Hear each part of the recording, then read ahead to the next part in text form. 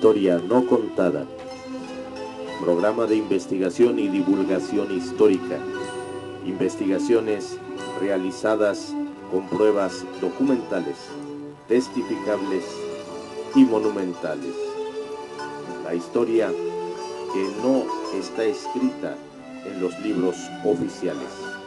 La historia no contada. Bienvenidos. Amigos, amigas, gracias por el favor de su atención en un programa más de la historia no contada. Su amigo Ricardo Trillanes les agradece sinceramente su apoyo, su seguirme en este proyecto tan interesante que ojalá vaya rindiendo frutos. Ya hablé sobre el por qué todavía no estamos en radio. Bueno, pero esperemos que por ahí ese llamado llegue a alguien que le interese, a algún productor, a alguien que quiera patrocinar este programa ya en radio, a lo mejor hasta comprar la idea y llegar por el medio radiofónico también a miles de personas que no tienen acceso al internet, que no tienen, por ejemplo, pueden ir manejando, pueden ir conduciendo y obviamente pues no pueden venir ahí con la computadora o con el celular, algo que está prohibido. Y obviamente pues la onda de internet es más complicado, ¿verdad? La señal, pero en onda radial pues es mucho más fácil porque el radio, según el potencial de watts que tenga de radial, bueno, pues puede llegar a infinidad de partes.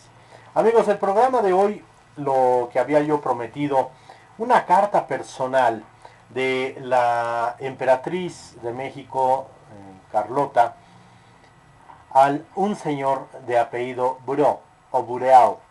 Este señor, si ustedes revisan la historia, fue, hagan de cuenta, una especie de comendador en Yucatán, fue gobernador dos periodos en Veracruz.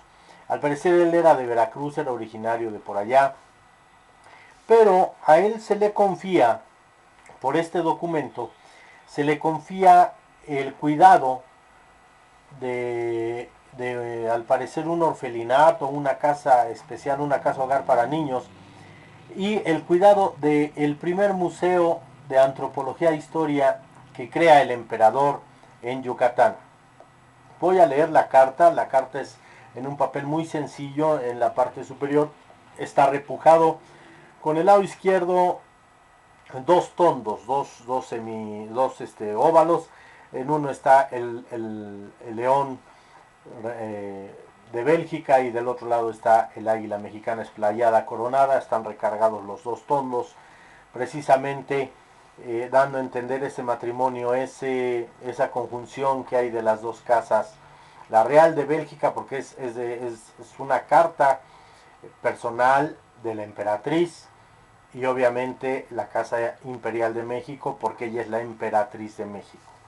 O sea, de alguna manera no aparece repujado en la hoja el escudo imperial del emperador, porque repito, esta es una carta personalizada de la emperatriz, la cual se pasaba muchas horas escribiendo, contestando su correspondencia, escribiéndole a su amiga y hermana, le llegaba a decir así, aunque le hablaba de usted, a la emperatriz Eugenia, la esposa de Napoleón III, ¿verdad? La emperatriz de Francia, Eugenia de Montijo.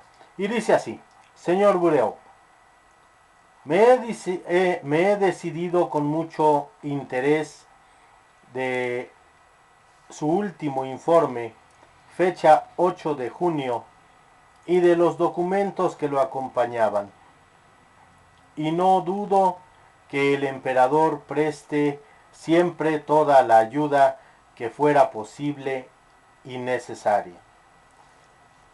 Le felicito por la instalación de la comisión del museo, que traerá mucho fruto a las investigaciones de la historia y es un medio de halagar a aquella poderosa raza de los mayas. Le encomiendo también especialmente me dé noticias sobre el estado de la escuela de niñas que fundé hace poco en Mérida, encargándole la vigilancia y cuando de ello hasta que pueda su señora tomar en este asunto la parte que le corresponde, agradeciéndole los votos que me expresa para mi cumpleaños. Le renuevo la seguridad de mi benevolencia. Punto y aparte, Carlota. México, 19 de junio de 1866. ¿Quién iba a pensar que estaba ya a meses de salir de México? ¿Y quién iba a pensar 19 de junio del 66 al 19 de junio del 67 sería fusilado Maximiliano? Cómo los tiempos se cumplen y cómo las cosas cambian. Pero bueno, esta carta muy agradecida a ella, escrita en un perfecto español, en un perfecto castellano. Recuerden que la emperatriz hablaba 5 idiomas y los hablaba perfectamente bien, y también aprende el náhuatl, algunas cosas en náhuatl. Pero bueno, Carlota, hablamos mucho de ella, que era la princesa de Bélgica, que era la emperatriz de México. Por primera vez, amigos, amigas, a raíz de mis investigaciones voy a compartir con ustedes precisamente los títulos y tratamientos de la emperatriz Carlota de Bélgica. Va por algún orden cronológico, pero bueno, de alguna manera esto puede llegar a brincar un poquito en fechas, aunque esto está tomado de los documentos que están allá en Bruselas y de lo que queda aquí de los anuarios imperiales en México. Y dice así, el título sería Títulos y tratamientos a Carlota de Bélgica. Del 7 de junio de 1840 al 27 de julio de 1857, Su Alteza Real la Princesa Carlota de Bélgica, Princesa de Sajonia-Coburgo-Gotha. Ahora, ¿por qué estas fechas? Porque nace en 1840 y va a cambiar ese nombramiento en 1857, que es cuando se casa con Maximiliano. Del 27 de julio de 1857 al 10 de abril de 1864, Su Alteza Imperial y Real la Archiduquesa Carlota de Austria, Princesa de Bélgica, Princesa de Sajonia-Coburgo-Gotha, Duquesa de Sajonia y Princesa Real de Hungría y Bohemia. Recibe ya sus títulos, ya es emperatriz de México.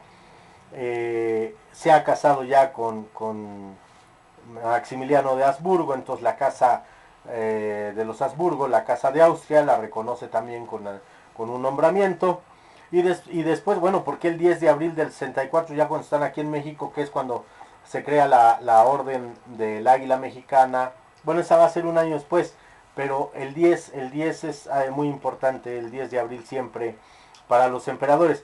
Del 10 de abril de 1864 al 15 de mayo de 1867, Su Majestad Imperial Carlota, Emperatriz de México.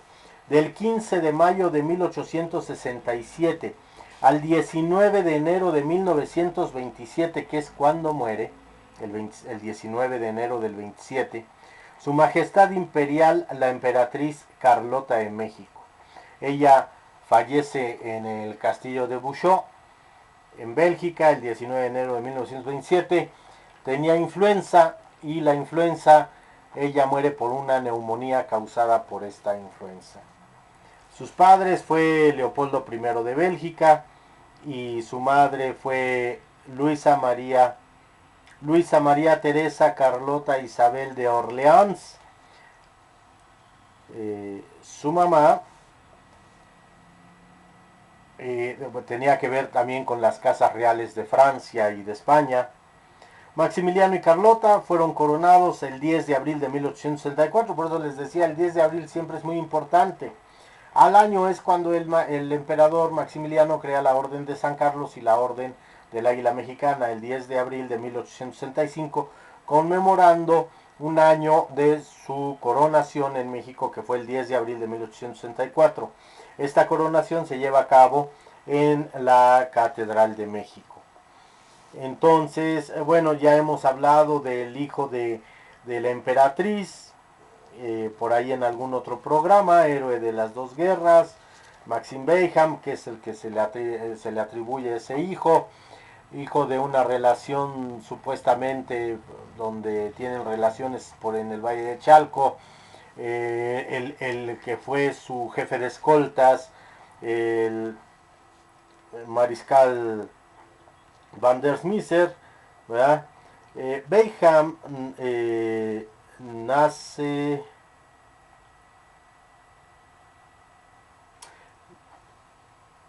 nace precisamente en Bruselas y muere en Francia. En sí es héroe de las dos guerras, sobre todo la Segunda Guerra Mundial. Y luego las distinciones honoríficas a la emperatriz Carlota por parte de nacionales, en el caso cuando era emperatriz de México, y de extranjeros, bueno, por parte de nacionales es Gran Maestre de la Orden Imperial de San Carlos del Segundo Imperio Mexicano. Otra, Dama de la Orden de la Estrella, de la Cruz Estrellada, perdón, del Imperio Húngaro. Dama de la Orden de las Damas Nobles de la Reina María Luisa, Reino de España. Dama Gran Cruz de Honor y Devoción de la Orden de Malta. Así es que los datos sobre el Segundo Imperio ya se los he comentado, ¿verdad? El 28 de mayo de 1864 llegan al puerto de Veracruz, México, los emperadores, que es cuando Maximiliano recibe esa carta desde Monterrey de Benito Juárez. Ya he hecho lectura a esa carta. Y precisamente el 12 de junio del 64 los emperadores entran a la Ciudad de México.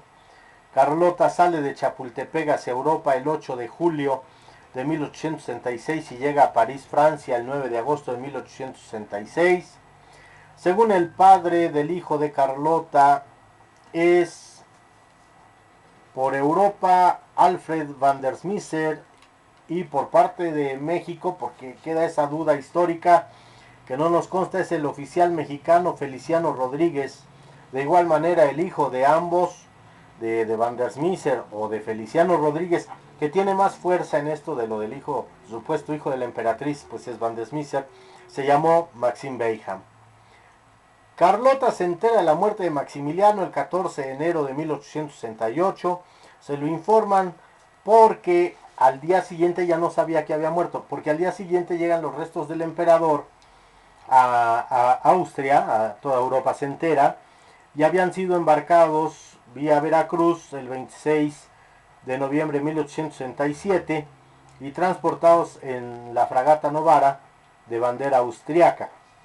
El almirante a cargo de esa fragata, que era la de Maximiliano, bueno, pues va a ser el almirante Tagenfol.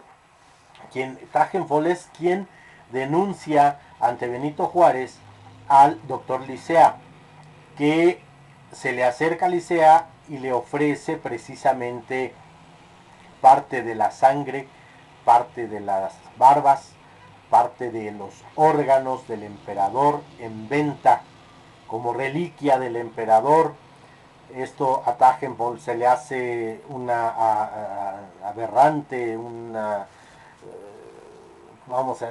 profanación terrible. Se lo dice a Juárez, Juárez investiga, resulta ser cierto que había damas que le pasaban ahí entre todos los artilugios que utilizaba para el primer embalsamamiento del emperador. Bueno, pues Licea se guarda de varias cositas y guardaba, le pasaban a pañuelos y esto para que Licea, a través de unos pesos en plata o en oro, del imperio todavía, mojara, enjugara en la sangre del emperador, que la tenía en una charola grande aparte, ¿no? En una batea, enjugara ahí estos lienzos para que quedaran como recuerdo. Y entonces Benito Juárez lo mete 3 años a la cárcel por este tipo de malas acciones médicas, ¿verdad? Recordemos que quien está a cargo de la autopsia de Maximiliano es Licea, por parte de México, pero también está presente el médico de Maximiliano, el médico personal, el doctor Bach, y está el general Mariano Rivadeneira, que era del Estado Mayor del general Mariano Escobedo, médico militar él, y él también se encarga de del que se hiciese la autopsia conforme mandaban los cánones. En sí, Licea, en su, en su texto de donde se justifica, en su declaración, pues hace toda una apología hacia los egipcios de la manera de cómo se embalsamaban los cuerpos y las técnicas que él usaba y que él había aprendido. Y aún así manda a pedir de urgencia cosas a México, a la ciudad, que no tenía en Querétaro en ese entonces. Y pues van los correos rápidos, pero rápido ir a Querétaro eran 3 días de ida y 3 días de vuelta, un poco más o menos, solicitando lo que Licea pedía. Entonces, por eso se va retardando y empieza el estado de descomposición de Maximiliano. ¿Por qué? Porque lo tienen en su ataúd, y un soldado de guardia que no tenía otra cosa mejor que hacer que entretenerse viendo a ver quién era el que estaba. Entonces, en el cuadrito de esos ataúdes antiguos, en el cuadrito donde podías asomarte a verle la cara al muerto, pues no se ve, ¿verdad? Porque o está ciertamente sucio o está empañado con lo que todavía está expeliendo el cuerpo. El ataúd lo sellan, lo clavan para que no se le meta ningún otro animal carroñero. ¿Ya? Ahí en Capuchinas, en la capilla de las Capuchinas, o en un ala de ese convento de las Capuchinas donde Maximiliano es aprendido. Bueno, pues ahí va a ser la primera, si no autopsia, pero sí preparación del cuerpo. Y el soldado con la culata de su rifle le rompe el cristal, y por ahí se empieza a meter el aire, y por ahí empieza a tener ya bacteria, y empieza a tener muchas situaciones que van a deteriorar mucho más rápido. En esos 3 días que Licea pedía los químicos que necesitaba, que solamente estaban en México, pues va a tardar, y por ahí se va a meter, gracias a este soldado metiche, que estando de guardia rompe el cristal, y cuando llegan y preguntan quién hizo esto, pues como se acostumbra en México, pues nadie fue. Carlota muere a causa de la influenza por una neumonía el 19 de enero de 1927 en el castillo de Bouchot, en Bélgica, donde precisamente ella nace el 7 de junio de 1840. Se casa, como ya lo habíamos mencionado, con Maximiliano el 27 de julio de 1857. Ella tenía 17 años y Maximiliano tenía 25 años, y precisamente Maximiliano es fusilado el 19 de junio de 1867 en el Cerro de las Campanas en Querétaro, acompañado de sus generales Tomás Mejía y Tomás Miramón, que, seamos ciertos, Maximiliano deja dicho que se vea por el porvenir de la viuda de Miramón, la condesa de Miramón. Algo pasa, que no sucede lo mismo con la esposa de Mejía, y lo tiene embalsamado 3 meses sentadito en su casa, amarrado, vestido de smoking, y a algún general por ahí le da la noticia a Juárez, y Juárez de su dinero paga lo entierren en el panteón de San Fernando. Se ha traído de Querétaro a San Fernando, y él paga el sufraga, según se dice, de su propio bolso, el el entierro con honores de general a Tomás Mejía. Algo pasó, porque por ahí no hemos llegado hasta el fondo, porque sí deja bien con una pensión vitalicia a Concha Lombardo de Miramón, la condesa de Miramón, Maximiliano, y la Casa Real Bélgica, de Bélgica, de Austria, perdón, la corrijo, de Austria, le pasaba una mesada bastante buena. Concha Lombardo se va a vivir a Padua, Italia, allá está enterrada, y con esta señora, pues no, con la esposa de con la esposa de Mejía no pasa lo mismo. En sí tiene que vender las pocas 15, 20 vacas que tenía a su cuidado. Se dice que vende las condecoraciones. Él tenía la Orden de Guadalupe en grado de comendador, en oro. Algunas otras que había ganado de Francia. Vamos, Mejía había sido condecorado. Y algo que Benito Juárez le dice a Lerdo de Tejada, y le dice también cuando Mariano Escobedo va a interceder por él, porque Mariano Escobedo había caído preso en algún combate y estaba bajo las órdenes, bajo el mando de Mejía. Mejía lo perdona. Y el tigre de Tacubaya le dice, a este que estás perdonando, que le estás perdonando la vida, él te la va a quitar. ¿Verdad? Entonces, cuando Mariano Escobedo va al encuentro a San Luis Potosí con Juárez y le cuenta la situación que él ya lo perdonó, que le da la cuestión fuga, que le da un salvoconducto, que se vaya a México, que es más, él le financia, pero que se vaya, devolviéndole el favor que le había hecho de perdonarle la vida, pues ahora él se lo devolvía de la misma manera. Mejía le dice que no. Toda esta situación, toda esta explicación tan angustiante, hombre hecho y derecho, Mariano Escobedo se lo dice a Juárez, porque Juárez era el único que podía indultarlo. Si Mejía le hubiera tomado la palabra a Escobedo del salvoconducto y haberse ido, a lo mejor quien le iba a ir muy mal iba a ser a Mariano Escobedo, por desobediencia, por desacato a una orden del presidente y a una orden que estaba manifestada en la ley del 2 de enero del